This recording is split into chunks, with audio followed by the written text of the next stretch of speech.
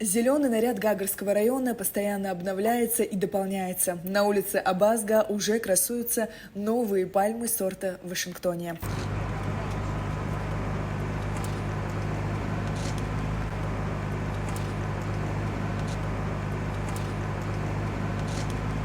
В рамках благоустройства города и озеленения проходит высадка пальм в количестве на первом этапе 170 штук. В общем, на этой улице высадят 243 пальмы, привезенных из Турции. В Вашингтоне вечно зеленая многолетняя пальма, которая давно стала частью пейзажа Абхазии. Ее также называют нитеносной из-за тонких нитей, окружающих каждый сегмент листа.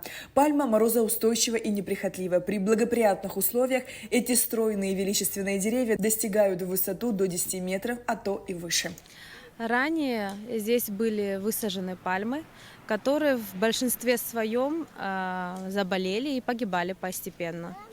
Было принято решение выжившие пальмы пересадить в других местах и на их месте высадить аллею из пальмы Вашингтония. За высадкой пальм на местах следят и специалисты, которые измеряли лунку для Вашингтонии, использовали стимулирующий рост добавки и обрабатывали корни. В благоустройстве города также помогают граждане района и студенты гуманитарно-промышленного техникума имени Кихирипа. Я считаю, это важность является для всей республики, чтобы у нас была красота. Но мы в таком раннем возрасте должны уже об этом думать, то, что дети придут у нас красиво в Абхазии, чтобы у нас приехали отдыхающие, сказали, вот как красиво, люди стараются. А в целом благоустройством занимается администрация в лице управления городского хозяйства и отдела озеленения. Зеленая, живописная, благоустроенная улица Абазга – это не только пальмы. Здесь также появился новый долгожданный тротуар. На высадку пальм в Вашингтоне из бюджета Гагарского района было выделено более 7 миллионов рублей.